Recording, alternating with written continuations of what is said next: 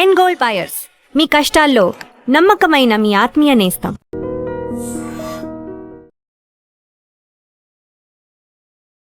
నమస్కారం, welcome to I dream. ధర్మ మార్గం విత్ విజిత కార్యక్రమానికి స్వాగతం.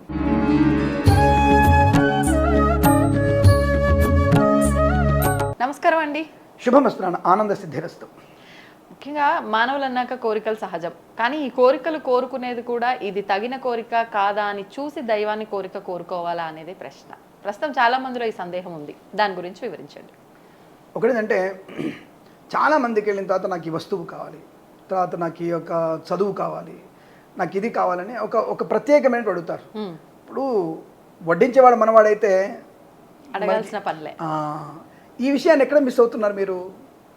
వడ్డించేవాడు మనవాడైతే విస్తరణలో కూర్చొని నిబరాదాతలు వస్తాయి మనకి అన్న విషయం తెలిసిన మీరు మరి దేవుడి దగ్గరికి వెళ్ళి నేను ఐఐటి పాస్ అవ్వాలి, ట్రిపుల్ రావాలి, నాకు సిఎస్సి రావాలి, నాకు మంచి పెళ్ళాన్ని రావాలి. అఫ్కోర్స్ ఈయన భర్త గారికి మంచి భార్య వచ్చింది, అందరికీ రావద్దు, అందరికి వచ్చే అవకాశం ఉండదు కదా. ఆ విషయం ఆలోచించుకోవాలి మనం. కాబట్టి మనకి ఏది దక్కాలో దక్కుతుంది. ఆయన భర్తకి ఇటువంటి మంచి భార్య దక్కిందని చెప్పి అందరు దక్కుతుందా? అది అనుకోదు. అలాంటి నా భార్య కూడా మంచి బ్రహ్మాండమైన భార్య దొరికింది నాకు కూడా అనుకోండి, లేదా తర్వాత ఇంటికి వెళ్తే ఇబ్బంది అవుతుంది నాకు. సో కాబట్టి తప్పకుండా మనకి ఏదైతే కావాలో అని దేవుడు అడగాల్సిన అవసరం లేదు. నీకు ఏది అనుకుంటున్నావో నీ మనసులో పెట్టుకొని భగవంతుని దగ్గరికి శరణు చొచ్చండి. నిష్కామ కోరుకోవాలి. నిష్కామ కోరిక అంటే నిష్కామం అంటే కోరిక లేనిదే నిష్కామం, కామం లేనిదే కోరిక లేనిదే నిష్కామం. ఆయన దగ్గరికి వెళ్ళి నమస్కారం చేయండి చాలు. You know everything. నీకేమి ఇవ్వాలి, ఎప్పుడు ఇవ్వాలి. ఇప్పుడు నీకు సపోజు 4 ఏళ్ల పిల్లవాడికి 25 ఏళ్ల పడుచుకులను ఇస్తే బాగుంటుందా? కదా. కాబట్టి అలాగే 10 ఏళ్ల పిల్లవాడికి ఐఏఎస్ ఆఫీసర్ ఉద్యోగం ఇస్తే సరిపోతుందా? కాబట్టి ఎలాంటి వాతావరణంలో ఎవరికి ఏది ఇవ్వాలో, ఏ సమయంలో ఇవ్వాలో ఆయన కంటే గొప్పగా తెలిసింది మనకు కాదు.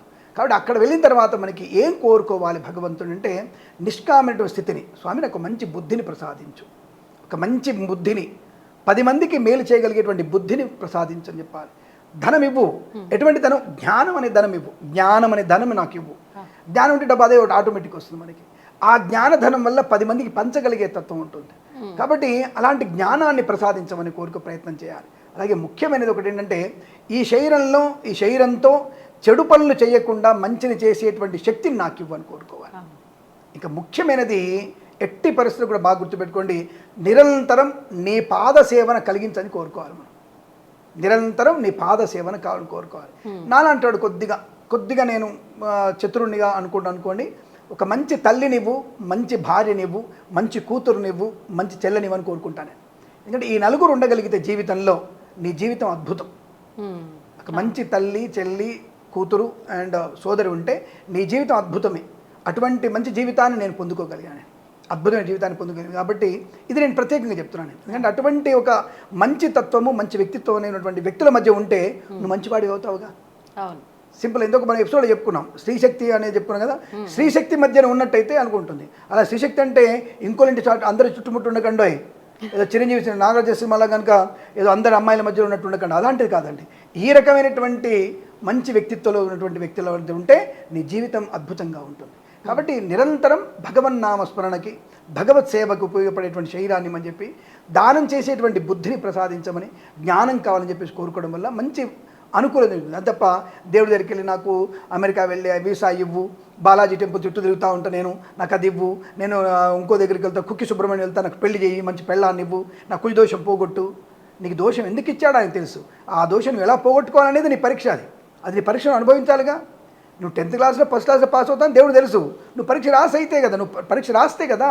నువ్వు పరీక్ష రాయకముందే దేవుడు చెప్పాడు, నాకు కిరణ్ శర్మ చెప్పాడు, నేను పాస్ అయిపోతున్నాడు, దుప్పటిగా పడుకుంటాను. పడుకున్నట్టే ఉంటుంది జీవితం, ముందుకు సాగదు.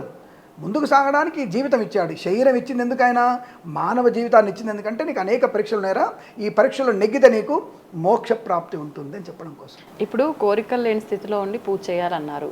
మరి కోరికలే వద్దు అనుకునే పని అయితే ఈ కోరికకి ఈ పూజ చేస్తే ఈ కోరిక నెరవేరుతుంది అనే విధానాలు ఎందుకు వచ్చాయండి? మంచి ప్రశ్న అడిగారు, మంచి స్పష్టమైన ప్రశ్న. భగవంతుని యొక్క సేవ కొరకు ఇవన్నీ కూడా. నువ్వు సత్యనారాయణ సమర్థ ఎందుకు చేసుకోవాలంటే ఇప్పుడు ఏమైంది, ఇప్పుడు బాగా చదువుకోమని చెప్తాడు పాఠశాలకి. ఇప్పుడు ఎగ్జాంపుల్ చెప్తాను మీకు, అమ్మాయి అడిగిన ప్రశ్నకు సమాధానం. ఇప్పుడు మనకి ప్రభుత్వ పాఠశాల ఉపాధ్యాయులు ఉన్నారు కదా, అందరు ఇంటింటికి వెళ్తున్నారు. అందరి ఇంటికి వెళ్ళి నీకు మధ్యాహ్నం భోజనం పెడతాను, స్కూల్స్ ఫ్రీగా ఇస్తాను, పుస్తకాలు ఫ్రీగా ఇస్తాను, నీకు అవన్నీ ఇస్తాను.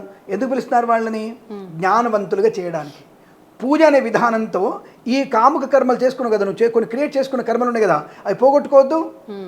ఇప్పుడు వార్షిక పరీక్షలు అనేవి భగవంతుడు పెట్టేవి, ఇంటర్నల్ పరీక్షలు అనేవి మనం పెట్టుకోవాల్సినవి. ఆ ఇంటర్నల్ పరీక్షలు పాస్ అవ్వడానికి పూజలు, పునస్కారాలు, వ్రతాలు, హోమాలు, యజ్ఞాలు ఇవి చేసుకునేటువంటి ప్రయత్నం చేస్తూ పై మెట్టుకు వెళ్ళడానికి ఉపయోగపడేటువంటి సాధనం ఇది.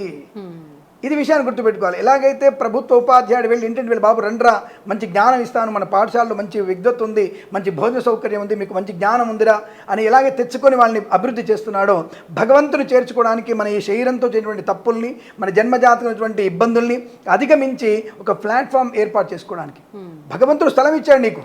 చదును చేసుకోవాలి, దాంట్లో ముళ్ళకంపలు ఇచ్చాడు, పారిజాత వృక్షాలు ఇచ్చాడు, తులసివనం ఇచ్చాడు. అక్కడ ఏ మొక్కలు ఉంచాలో ఉంచొద్దు అనేది తెలుసుకునే ప్రక్రియ నీది. ఆ ప్రక్రియ భాగంలో ఏవి చెడ్డవి ఏవి మంచివి అనేది విద్యుత్ ధర్మాన్ని వినియోగించుకోవాలంటే ఒక పూజ, ఒక వ్రతము, ఒక జపము, ఒక తపస్సు చేసుకొని నీ నిష్కామ కర్మని పూర్తి చేసుకొని మంచి వనాన్ని, నందనవనం ఏర్పాటు చేసుకొని భగవంతునితో కోసం నువ్వు సిద్ధంగా ఉండడం కోసం ఈ పూజలు పునస్కారాలు. కాబట్టి ఇంటర్నల్ ఎగ్జామ్స్ ఇవన్నీ కూడా పూజలు ఇంటర్నల్ ఎగ్జామ్స్. అంటే ఎక్స్టర్నల్ ఎగ్జామ్స్ అనేవి భగవంతుడు పెట్టి పరీక్షలు. వాటిని పాస్ అయిపోయిన తర్వాత అంతర్ముఖంగా ఉద్యోగం, మంచి భార్య, మంచి పిల్లలు, మంచి సంతానం, అదే మోక్షం. భగవంతుడు ఇచ్చే మోక్షం ఏమిటి? సాక్షాత్కారంతో ఆయన యొక్క వైకుంఠంలోకి వెళ్ళడం, సాక్షాత్తుగా ఆయన విష్ణులోకానికి, శివలోకానికి వెళ్ళడం, సాక్షాత్తుగా అమ్మవారిలో లీనమైపోవడం, గౌరీ లోకానికి వెళ్ళడం అనేది అంత్యంగా మనకు కావాల్సినటువంటి ఇష్టి, అంటే కోరిక. ఆ కోరిక కోరుకోవడానికి ఇప్పుడు నేను కోరిక కోరుకండి, ఆయన అన్ని ఏది కావాలో అది ఇస్తాడు. అర్ధాయుష్కులుగా చనిపోయిన వాళ్ళు నేను కోరికలు కోరుకున్నారా? 4 ఏళ్ల పిల్లవాడు చనిపోయాడు. ఎందుకు చనిపోయాడు? వాడికి 4 ఏళ్ల పిల్లవాడు గుండె ఎందుకు నొప్పి వచ్చింది? గుండె ఎందుకు ఆపరేషన్ వస్తుంది? కడుపులో పిల్లలు ఎందుకు ఇబ్బంది పడుతున్నారు? ఆడపిల్లలు ఎందుకు బహిష్టు సరిగ్గా అవ్వట్లేరు? ఎందుకు ఇప్పుడు ఒక నాకు తెలిసి ఒక 20 years బ్యాక్, నాకు తెలిసిన వరకు బిఫోర్ 20 years పీసీఓడి ఎవరిని తెలియదు. Now days every girl have a PCOD. What the reason? సరి అయినటువంటి ఆహార సమతుల్యత మీరు లేకపోవడం వల్ల ప్రాబ్లమ్స్ క్రియేట్ చేసుకుంటున్నారు. That is the problem. మగవాడి హార్మోన్స్ ఇన్బ్యాలెన్స్. ఎందుకు స్పెమ్ కౌంట్ తక్కువ ఉంటుంది మీకు? దేనికి? సరైన సమతుల్యం లేకపోవడం, నిద్రలేమితనం, ఇవన్నీ మనం తెచ్చుకుంటున్నటువంటి రోగాలన్నీ కూడా మనం క్రియేట్ చేసుకోవి. దానికి ఏం చేస్తాం మనం? మందు వేసుకో, మాకేసుకో, ఇతను నాలంటి వచ్చి జాతకంలో రాహు బాలేడు బాబు అని నిద్రలేమితనం వస్తుంది, రాహు జపం చేసుకో అంటాం మేము. డాక్టర్ దగ్గరికి వెళ్తే ఒక స్లీపింగ్ టాబ్లెట్ ఇస్తే పడుకోమంటాడు. అదే మనకి ఉండేటువంటి మనం క్రియేట్ చేసినటువంటి పాపకర్మ నివృత్తి కొరకు పూజ, పునస్కారము, దానము, ధర్మం అన్నీ ఉంటాయి. కాబట్టి తర్వాత తప్పకుండా మనకి మంచి ప్రయోజనాన్ని పొందుకునే అవకాశం. దేవుణ్ణి ఎప్పుడైనా సరే మనం నిష్కామతత్వమైనటువంటి తత్వంతో ఉండాలి తప్ప కోరికలతో ఆయన దగ్గరికి వెళ్ళకూడదు. నమస్కారం మాత్రమే చేసుకోవాలి. మనసులో ఎప్పుడు ఆయన విగ్రహాన్ని నీ మనసులో నింపుకోవడమే ముఖ్యమైన తప్ప నీ మనసు ఆయన లేకుండా చేసుకోవద్దు అంటాను. ఏదో నీ బొమ్మలు పెట్టుకొని హార్ట్లో ఇంకొక అమ్మాయి ఫోటో, అబ్బాయి ఫోటో పెట్టుకుందాం, నీ డీపీలో పెట్టుకుందాం. ఎందుకు దానికి పనికి వస్తుంది? పొద్దున్న లేవగానే నమో వెంకటేశాయ, నమో నారాయణాయ, నమ శివాయ అని ఎందుకు అనుకోవట్లే మనం? అనుకో. పొద్దున్న లేవగానే పోతే రైట్, నా లవర్ ఫోటో చూశాను, నా బాయ్ ఫ్రెండ్ ఫోటో చూశాను. ఎక్కడున్నాం మనం? ఇటువంటి తత్వం వల్లనే మనకి రోజు రోజుకి మనం పతనమయ్యేటువంటి ప్రక్రియ. నిరంతరం భగవన్నామతో మనం స్నానం చేస్తే మన నిత్యకర్మ భగవన్న లేవంగానే శివార్పణం, ఈరోజు శివుడికి అర్పణం చేస్తున్నాను, ఈరోజు విష్ణువు అర్పణం చేస్తున్నాను అని ఆ భూమికి నమస్కారం చేసుకొని లేచి, అమ్మని నమస్కారం చేసుకొని, నాన్నకి నమస్కారం చేసుకుంటావు కదా. మీరు చేసుకుంటున్నా కూడా? ఎస్, అఫ్ కోర్స్, మీరు రోజు తప్పకుండా చేసుకుంటాను. నేను లేవడమే ఆ భూదేవి నమస్కారం, అమ్మ తప్పైంది క్షమించి తల్లి. లేవగానే మా అమ్మకి కళ్ళం చేసమ్మ నమస్కారం, నాన్నగారు నమస్కారం, నా కూతురు ముఖం చూస్తాను, నా భార్య ముఖం చూస్తాను, హాయిగా నేను వెళ్తాను, శుభ్రంగా వెళ్తాను. తర్వాత దేవతార్చన, ప్రతి దేవతార్చన ఏది? వాళ్ళకి దేవతార్చన లేదు. లేచిది పాచి ముఖంతో బ్రష్ చేసుకుంటూ వాట్సాప్లో ఈ వేరు తంబు టై ఇది ఆగిపోతుంది మధ్యలో, ఇది మాత్రం మూవ్ అవుతూనే ఉంటుంది. ఇది ఆగదు, అప్పుడు మళ్ళీ గుర్తొస్తుంది, మళ్ళీ వేసుకుంటాడు. అంటే ఈ బొట్టన వేలు మాత్రం తంబు మూవ్ అవుతుంది, ఈ తంబు మూవ్ అవ్వట్లా. అంత స్థాయి తిన్నాడు. ఈవెందో దొడ్లో పోయినా సరే వాడు ఫోన్ తీసుకెళ్ళిపోయి ఫోన్లో కూడా చూస్తున్నాడు, రీల్స్ చూస్తున్నాడు. అంత స్థాయి దిగజారిపోయినటువంటి వ్యక్తిత్వంలో పిల్లలు ఇప్పుడు అన్నం తినడానికి ఫోన్లు ఇస్తున్నారు. ఇంతకంటే దౌర్భాగ్యం ఏం కావాలి మనకి? ఇప్పుడు దేవుడి గురించి మాట్లాడతారు. మనం దేవుడి దగ్గరికి వెళ్ళి కోరికలు కోరుకోవాలా? ఇవి మానేయండి. ఫస్ట్ భగవంతుడు అంటే తెలుసుకునే ప్రయత్నం చేయండి. ఒకటి విషయం చెప్తాను నేను, నీకు నువ్వే దేవుడివి, భగవంతుడు ఎక్కడో లేడు, నీకు నువ్వే దేవుడివి. ఆ విషయం తెలుసుకోవాలి మనం. నువ్వు చేసేటువంటి ప్రతి పని దైవత్వమే. ఏది మంచి వచ్చాడో తెలుస్తుందిగా, సింపుల్, అంతే. దానికి వేరే అక్కర్లేదు. ఇక నువ్వు కోరికలు కోరికలు నువ్వే ఇచ్చుకోవాలి, కానీ నీ కోరికలు నువ్వే తీర్చుకోవాలి. కాబట్టి దేవుని దగ్గరికి వెళ్ళి ఒక ప్రత్యేకమైన కోరికలు అంటే లేవండి. ఆ విషయాన్ని గమనించి దైవత్వాన్ని నింపుకోండి, దైవనాస్మరణ చేయండి, దైవనాస్మరణతోనే పడుకోండి, దైవనాస్మరణతో లేవండి. తప్పకుండా మీకు అనుకూలవంతమైన జాతకంలో అనేక రకాల దోషాలు ఉన్నప్పటికీ కూడా దైవనాస్మరణ తప్పకుండా తొలగిపోతాయి, అనుకూలంగా ఉంటాయి. ఇందులో సందేహం లేదు. డబ్బు ఉంది, హోమాలు, యజ్ఞము, యాగం చేయండి, నో ప్రాబ్లం. బ్రాహ్మడికి 1,00,000 రూపాయలు ఇవ్వండి, పోయేదే ఉంది. నీకు 1 కోటి రూపాయలు రావడానికి 1,00,000 రూపాయలు బ్రాహ్మడికి ఇవ్వండి, 100 కోట్లు రావడానికి 1 కోటి రూపాయలు బ్రాహ్మడికి ఇవ్వండి, పోయేదేం లేదు కదా. ఆ యజ్ఞయాగం చేయించండి, మంచిదే, ప్రకృతికి మంచిదే, అది దానివల్ల నష్టమేం లేదు. లేదు, నువ్వే నామస్మరణ చేసుకో, నామస్మరణ చేసుకోండి, దైవ నామస్మరణ చేసుకోండి, తప్పకుండా మీకు అనుకూలంగా ఉంటుంది, సందేహం లేదు. సంతోషం అండి. శుభమస్తు. ధన్యవాదాలు. అఖండ ఐశ్వర్యమస్తు. And for more videos, Please subscribe to iDream channel. Subscribe to iDream Media. Please subscribe to iDream. Please subscribe to iDream. Please subscribe iDream. And please subscribe to iDream. For more videos, subscribe to iDream. please like, share, and subscribe to the channel. Congratulations, iDream. Subscribe to iDream. Subscribe to iDream. So subscribe to iDream Media. iDream ki iDream team అందరికి huge congratulations. Please subscribe iDream Media. Please subscribe to iDream. Subscribe iDream. Please subscribe to iDream. iDream అంటే నా కళల channel subscribe చేసుకున్న నోరు తిరుగుతలేదు, మీరైతే గంట గుర్తు కొట్టండి. For more such videos, please subscribe to iDream.